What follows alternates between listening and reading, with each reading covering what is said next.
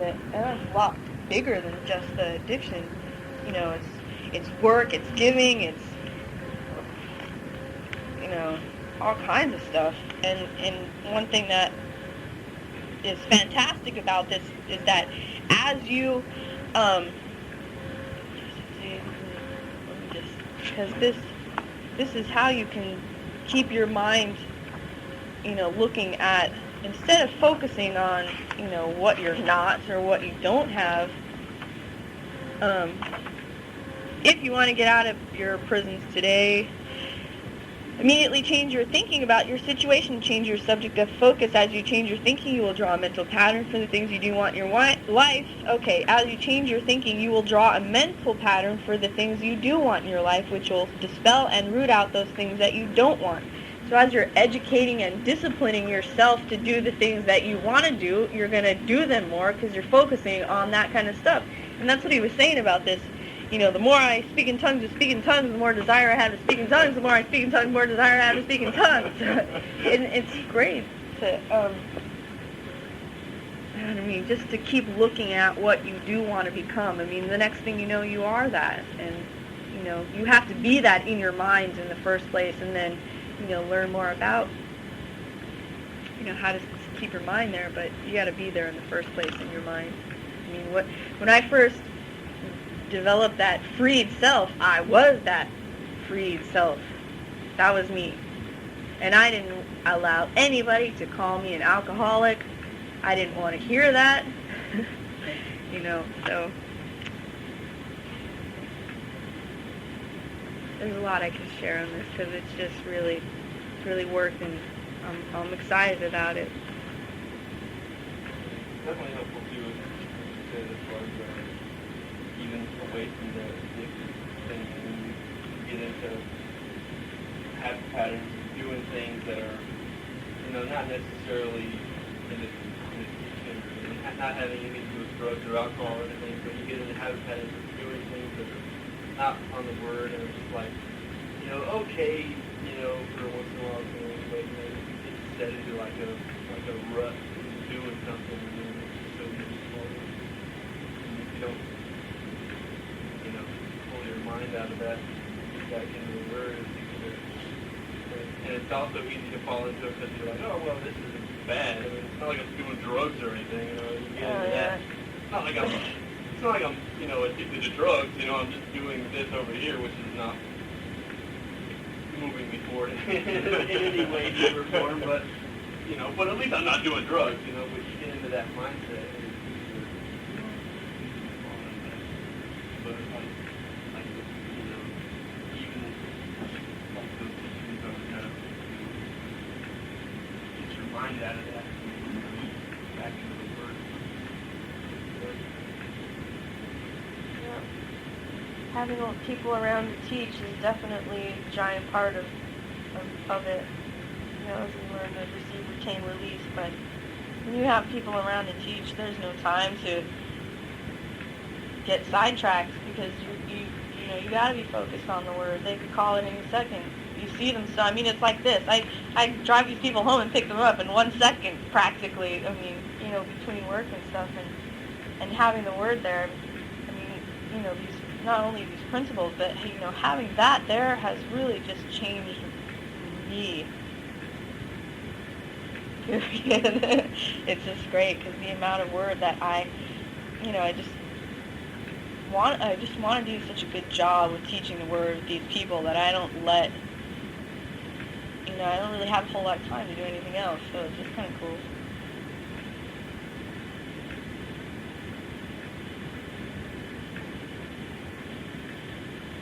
I'm so incredibly proud. Thank you. I'm just really. Yeah. Well, I learned from the best.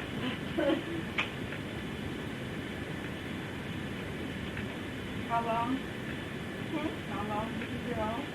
Oh, 2 years and 2 months.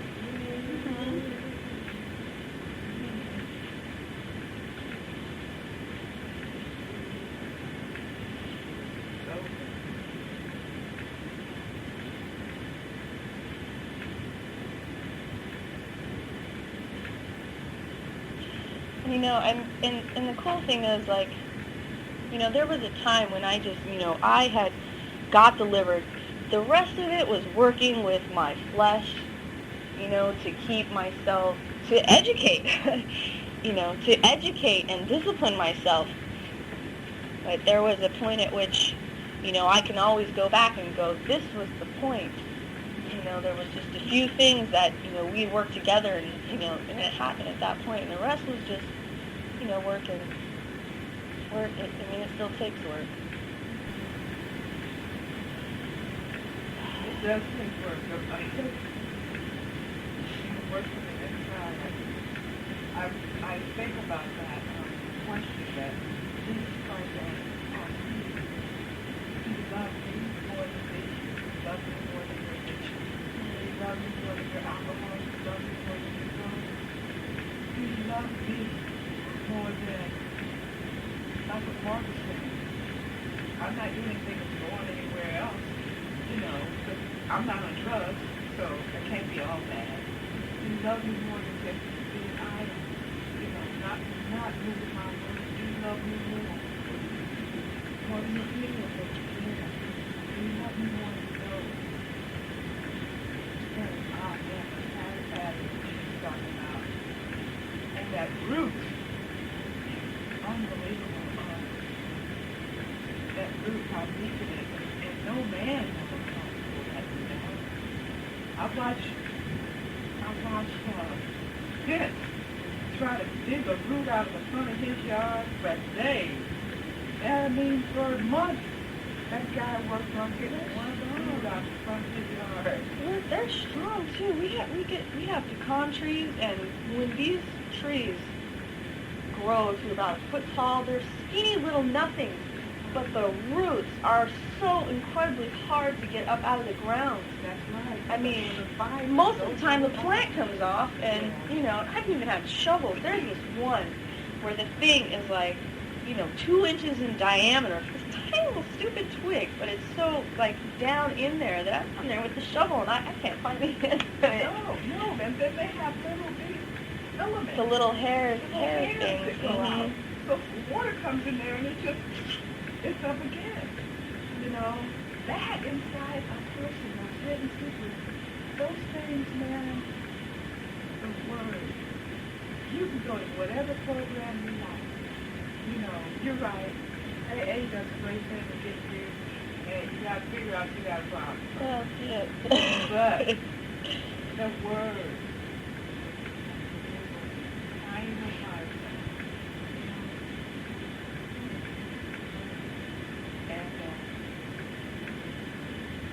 Having somebody who understands how the principles work and the education and that training by your side, you know, a fellow believer working with you. Because in your mind, you're like, what's your problem? Get over it. How hard can it be?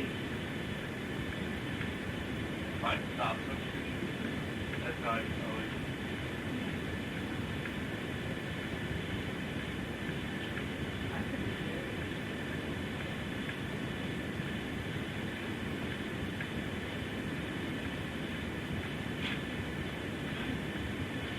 I just had no idea it was helping anybody. Oh, yes. I just know. This helps Chuck. You see it, Chuck?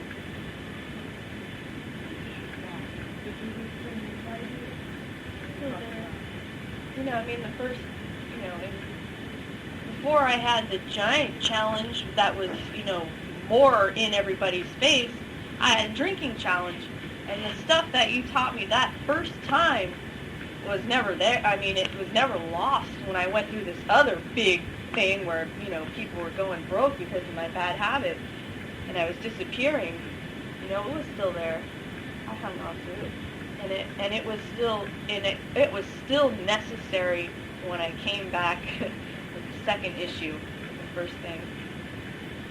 The word helps. The word, it does. And I can feel like that too sometimes. And I just, now that I have some, you know, some real grasp and deliverance I just want to go and share it, and I'm talking to people, and I feel like it's just coming out of my neck or something because I don't see them changing. But the best thing for me to do is believe that they still hear it, that they still have it, and they can just. It's God's word. Yeah, Doing what it's supposed to do. And working with people, you're right, is the only way that you're going to get out of yourself. You know, giving.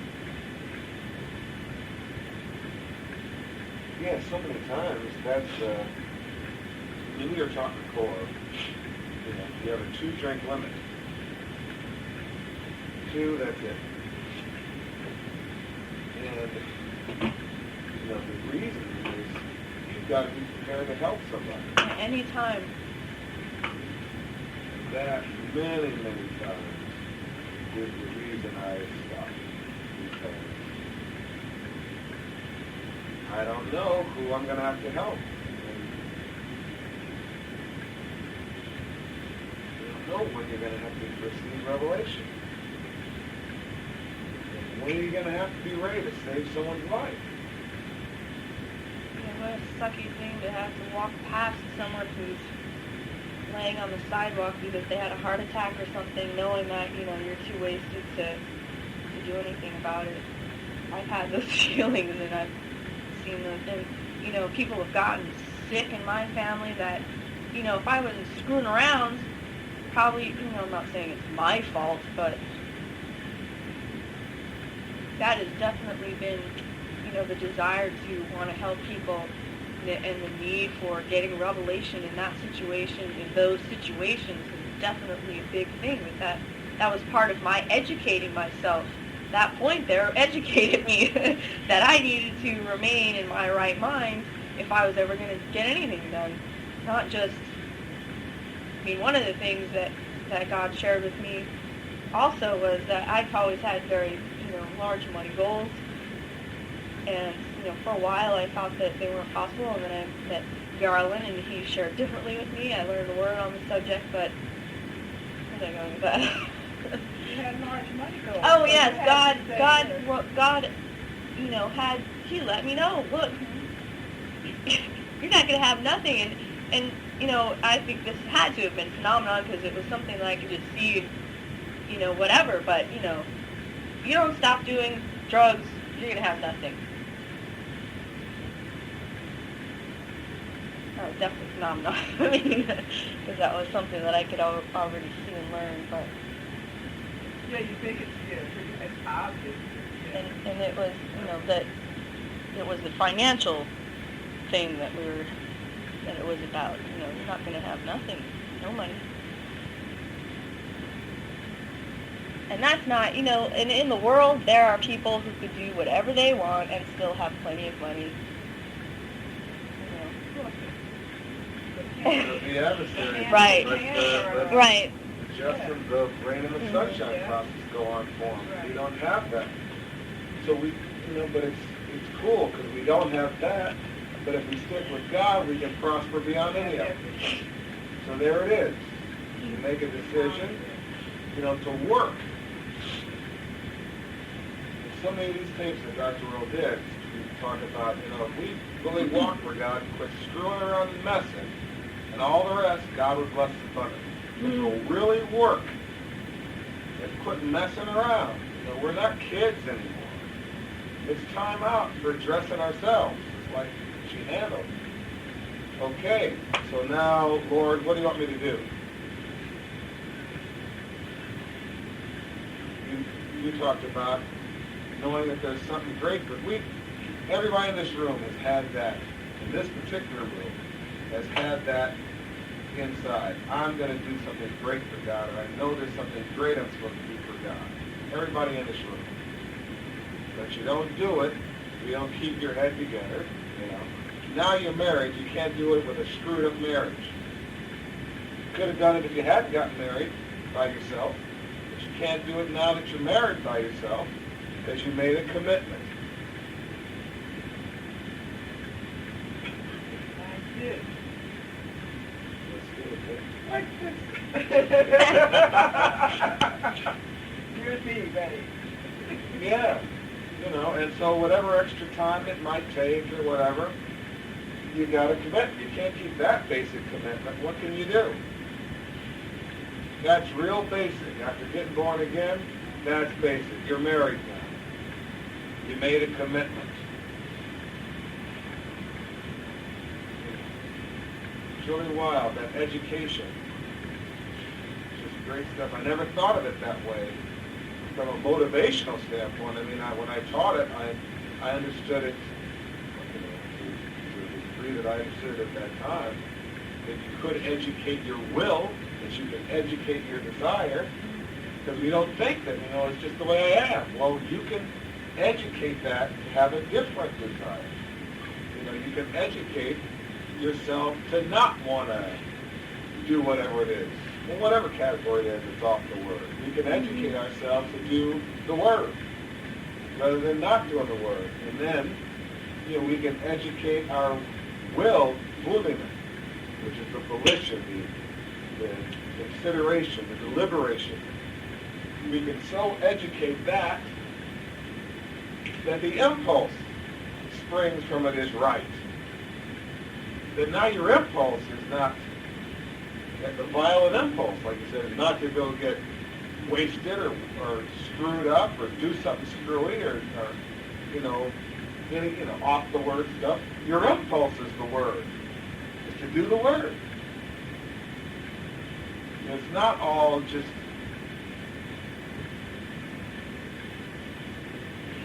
feelings. Well, if I feel like doing the word today, some days I feel like doing the word. Well, you can work with your mind so that you decide you're going to do the word, and your feelings will follow. When you feel like doing the word, because you've educated your will.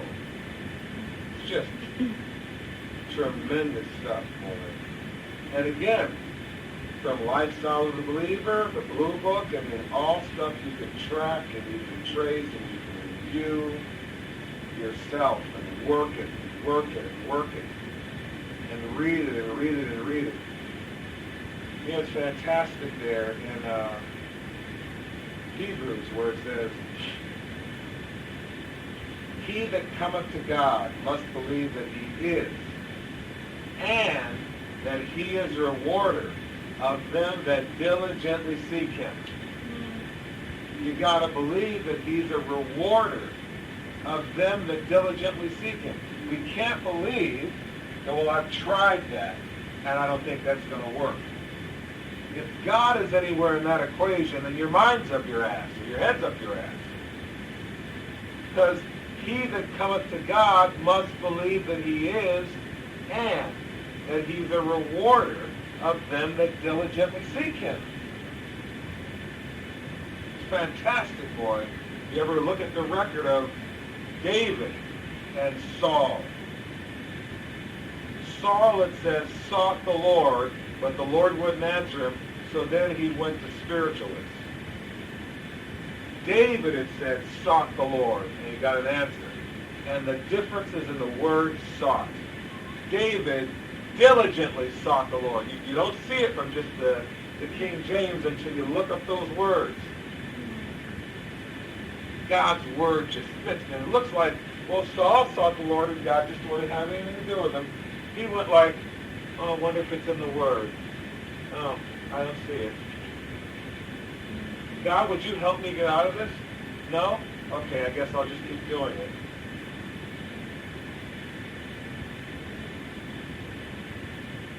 David sought the Lord. Lord, I got to have an answer now. I really got to know. I can't have this. I can't have this.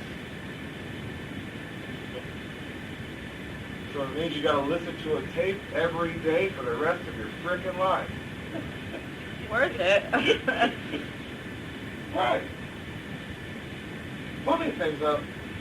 To this day, there are things I listen to every day or every other day of the same thing that I'm working on prosperity. I listen to that CD, Christians Should Be Prosperous. To this day, almost every single day. And so something doesn't work for you financially and you give up. And after 30 years, I'm still working something every day. See? Don't cop out. That's right. From now on, keep on being strong. Remember? Your sold-out commitment to and in our Lord. And in the willful exerted power of His might with vigor, you can do. From now on, keep on being strong. See? Keep on being strong. Every day. Same CD.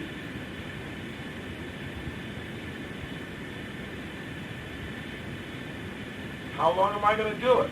Until I get it down so well.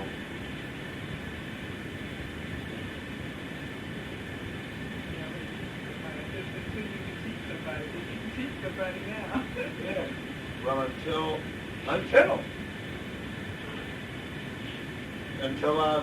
I'm satisfied with it. So it's in every fiber of my being, in every vein, and every corpuscle, and every and then I remember the time when I knew I understood 2 Corinthians 9:8.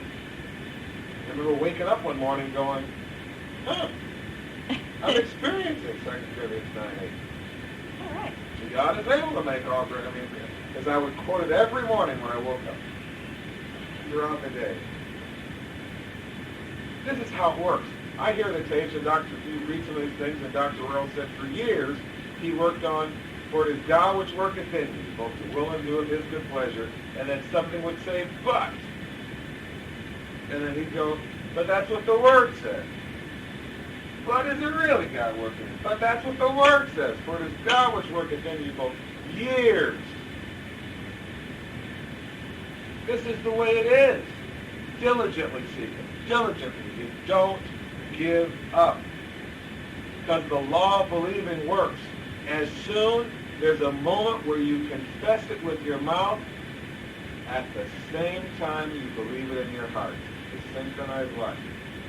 And until that point, you can confess it all you want, see? But until the point that you believe it in your heart at the same time you confess it with your mouth, then it doesn't happen. So what do? Give up and go, well, I guess I'll try something else. Other than the Word, what are you saying? What does that say?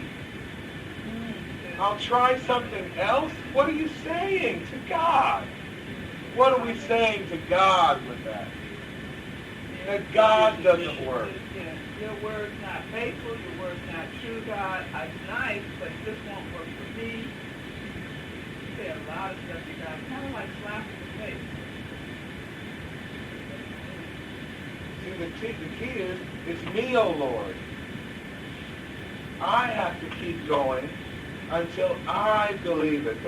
But it's your word, so it's your word, so it has to come to pass. Prosper beyond every unbeliever. 30 years, 29. I think it's a year after that,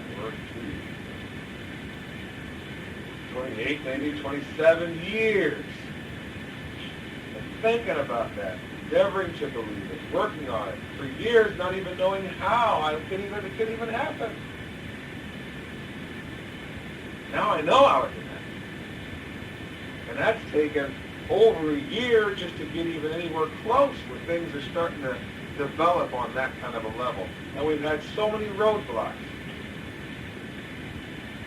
Having worked with me in this particular business, so many roadblocks along the way. It's easy at that point to go, well, this idea must not have come from God because it's not easy. Well, where does it say that it has to be easy if it came from God? Noah, 120 years building a frickin' ark. But if he hadn't built it, where would you and I be? There would be no mankind. and the preacher of righteousness, 120 years, and nobody believed. His family went because they were his family, because he stood faithful.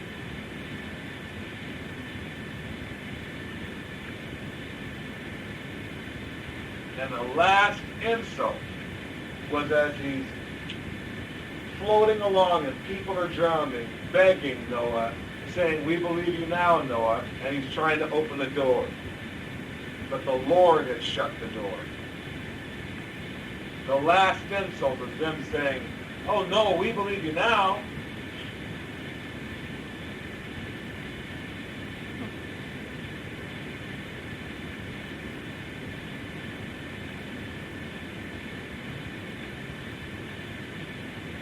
It's not easy to stand.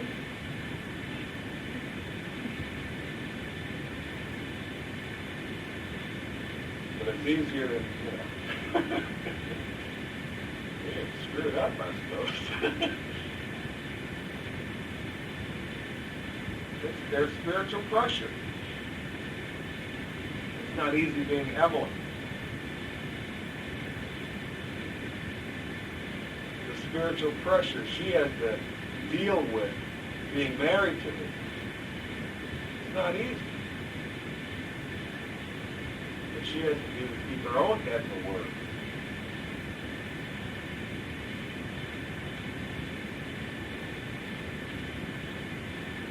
I don't know if these would be a me, Evelyn.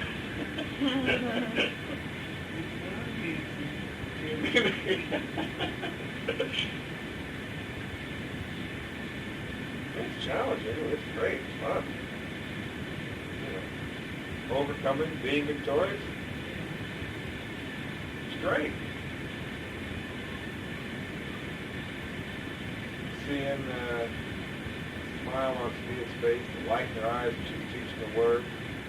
Of course, I've already seen that. Just to see what I've had to see in my own mind until I can see it again. Same thing I keep thinking of Matt. I've never forgotten his first class when he said, "I want to teach." So that's my vision of Matt.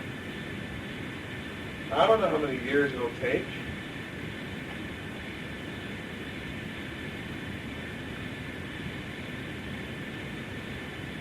Look, everything. What else do I have to do to hold that vision? Same thing with Chuck.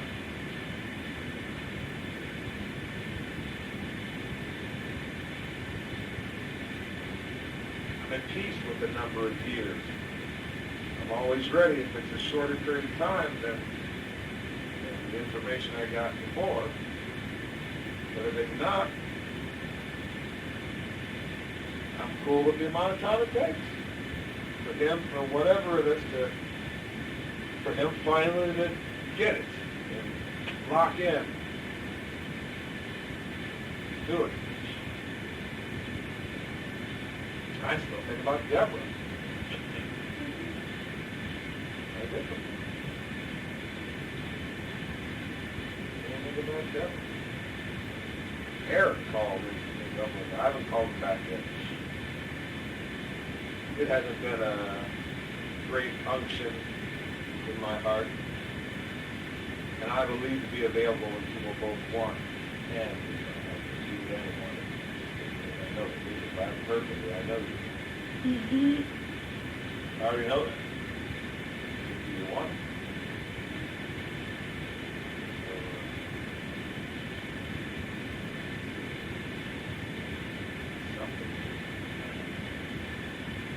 Give up on God or His Word. We're squirrely at times. I know that. Wiggle around, try to finagle this and finagle that. I understand all that stuff. Been there, done that. Got the T-shirt, got the tattoo. Then we stand. If we find some spot in the Word, we stand. Best of our ability. There may be other areas that you're not standing so well. That you still are kind of squirrely. But boy, get something there and lock in and stand. I I'm just so blessed with it. There's so much work. There's another great thing I want you to understand at this time that was fantastic. The experiment, this is the fruit of the experiment, the teaching. The experiment was, can we spend more time working the Word than actually going to work, or as much time, can we spend part-time working and full-time working the Word and still prosper? That was the experiment. And if you'll remember, well, and this was the time Evelyn, when she got fired, she thought she had to work. Tell them why. I mean, I didn't know this till you shared it with me a couple days ago. Well, I was working and Rollins had started this experiment, and I thought, oh, here we go again. My number one fan. She's done. Here we go again. I'm working my butt off. He's sitting at home studying the Word with Chuck. I'm like, hey, So I'm sitting there, and then he tells me, oh, we're going to sell the house, and we're getting in an RV, and we're going to travel around Florida, and we're going to speak the Word. We're going to save all these people. And I go, I'm just having to take in these new concepts, with just patience and peace. And he just keeps piling this stuff on me. So I'm at work, and I don't realize it, but I probably started having a nervous breakdown. But I didn't know that at the time because I was saying things. June would say, did you tell her, that you weren't going to do such and such? I said, no, I didn't tell her that. But I probably did, But anyway, I got fired. And I walked in the door thinking, I had it all together. I had told them I was going to leave. God told me. When I said that to them, before I said it, God said, clean everything out your desk, take everything off your computer, and leave. Do not tell them you're going to leave. But no, I didn't listen because Garland wasn't working full time. So I figured I had to work at least up to the time we get into this RV and sail into the sunset. So I got it all figured out, right? And I went in that office that day. I left work that Friday, and God said,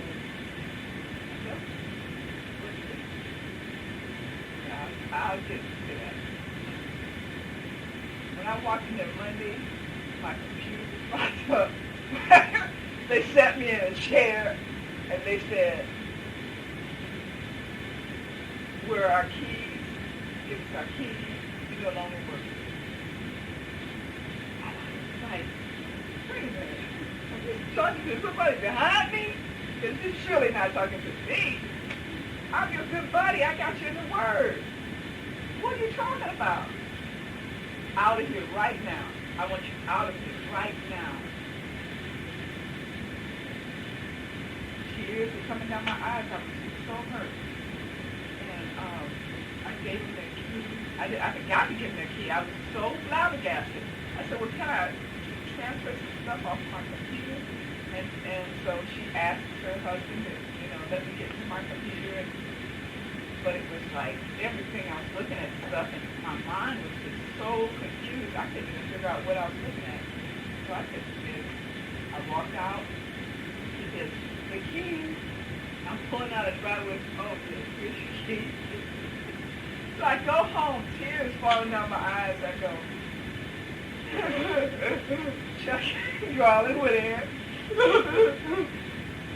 And so they comforted me. Come on in, sit down, grab a seat.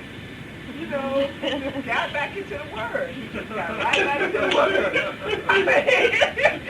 I was like just so deflated. And all day I was just thinking about this woman that I got into the Word. How could she do this? How could she talk to me, guys? But didn't I tell you to get yourself out the dust and get it? Didn't I tell you?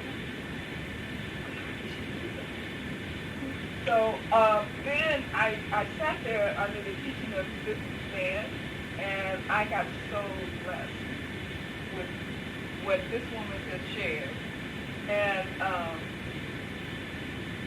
I thought, man, I should have been sitting here for a long time. Why was I going to work? There's nothing over there. It's here.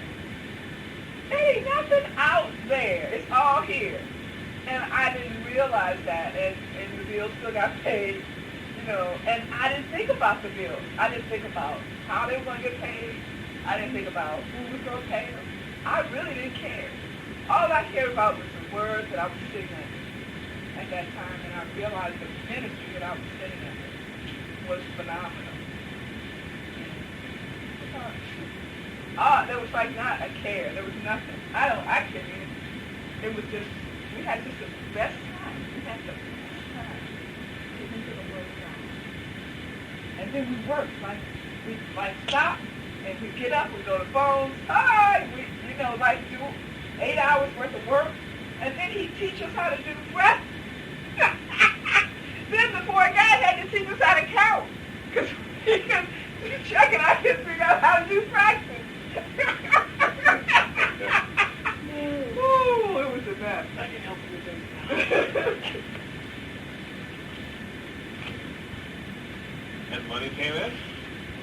The business turned around. Things started to happen. Surprise, surprise. So, in your marriage, you might think you just see, that there's the world. Work 2 jobs. Do this, do that. Got to get this. Have to have this extra degree. Anything but the Word. The adversary's not going to tell you to spend more time in the Word.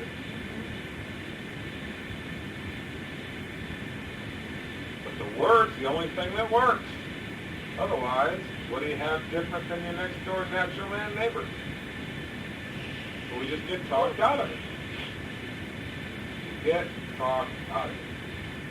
That was, we were practicing getting 8 hours worth of work done in 4 hours. Because you can. It's the Word.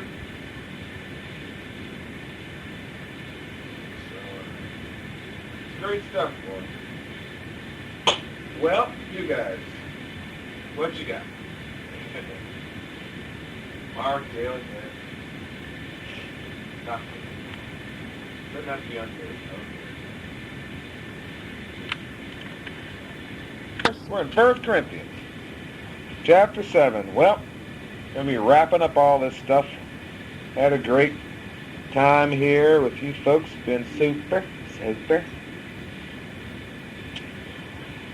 Yeah. Chapter 7, we'll start at verse 1, though I'm not going to read the whole chapter. You can sometime. Well, maybe we have to. Verse 1, now concerning the things whereof ye wrote unto me, it is good for a man not to touch a woman. That's conditionally not. It's not unconditionally, but it's conditionally not. And that means sexually outside of marriage. Touch there is help himself to a woman. Sexually touch as if she is his wife when she is not. But the word not is conditionally. There may be a situation where 2 wonderful believers in the fellowship, could have that kind of situation. That's why, because of this conditionally not, that's why for years we used to always say to Dr. Earl, well, now, can we have sex before we get married? And you'd always just have to not answer that question directly because it's conditionally not. There may be conditions within the love of God where 2 adult believers that have the love of God in their renewed mind, they're not married yet or whatever, could have sexual relations. So, there, I said it, there. Because of the word not. If not were, there's a different word for not that's unconditional, then that would be different. But this not is conditional. So there may be a situation. Nevertheless, to avoid fornication, let every man have his own wife, and let every woman have her own husband. Once that's done, there's no other, that's it. So, got your own wife and your own husband. That's where it ends, verse 3. Let the husband render or give in full unto all the women in the fellowship. No! Unto what? The wife. Do benevolence, good feeling. Let the husband do it, it says. It's nice when the word tells you to do it. And likewise, also the wife unto the husband. Same thing. Do it. Give some good feeling. That's right. The wife hath not power. That not is absolutely not power of her own body, but the husband. And likewise also the husband hath not power or exousia of his own body, but the wife. That's big. You see that in a lot of categories. You know.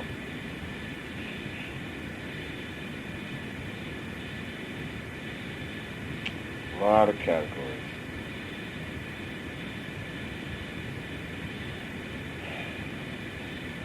Verse 5 starts to handle it. Defraud ye not, or deprive ye not the other, one the other, except it be with consent, mutual agreement, for a time, that ye may give yourselves to fasting and prayer. You know, I'm thinking about date night here. I guess you could think about sex night too, because we get so busy sometimes that, you know, you can get tired, you can be certain food, you can go out to eat. I don't know if they're having it. You can go out to a great dinner for date night or whatever, and you eat a combination of food that when you get home you're too exhausted. You get in bed and now you're asleep. Or, I'll stay in this room. You can go in that room for a while. After chili night. After chili night, yeah. So. I'm trying to go see that, but I can't help it. I gotta stand the Right. So sometimes prior to eating, it might be good to eat, so to speak. Yeah, it's that working it out thing. You know, you got to talk about it. If you're feeling deprived, you know, if you're having to take your own body into your own hands too much, then you may have to talk to your spouse and say, hey, you know what? We're not making the time here. We better, or arrange something. You know. It's One's coming while the other's going. There's got to be a minute there. gotta be a minute. That's another thing the adversary, you know, and you gotta watch that, you guys. The schedule thing. Really think about that now, where you're coming in, the other's going out. How is that gonna work now? where you have a relationship, you know, how's that gonna work? Where, you know, but there's a lot of things that you have to talk about like that. Sometimes she's hot and you're not, you know, sometimes you're the cycle of things. I'm ready late at night and I'm hot to trot and she's ready first thing in the morning, and so you got to work all this stuff out sometimes.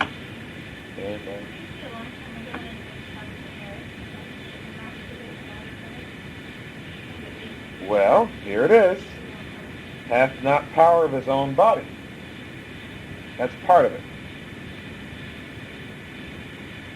But it's not it's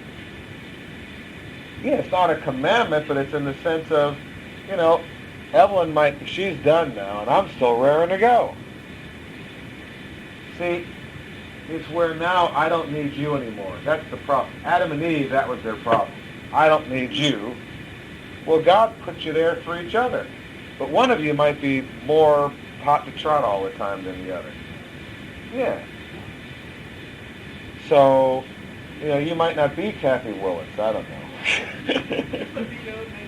Right. So, you know, so what is he going to do now? Go find someone else? Oh, you're sleeping? Oh, jeez. I'll be back. An hour or two. I used to think that's pretty fun.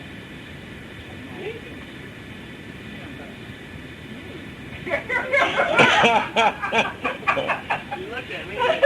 Now, is there something we should take off tape here? I know. I was waiting for the Pause. night and he would be gone.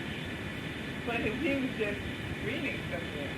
Yeah, a lot of times. Bookstore. I go to bookstores. Sometimes I used to go to Denny's. Because Denny's, you can get a table, you can drink coffee. Well, I used to drink that kind of coffee. Now I'm like a Starbucks guy. I don't want to drink that. I'm too spoiled. Yeah, go somewhere and read. But either one of you, could have a situation where one's done and the other's still raring to go. Well, unless your wife just says, hey, wait a minute, I'm still awake. Wait a minute.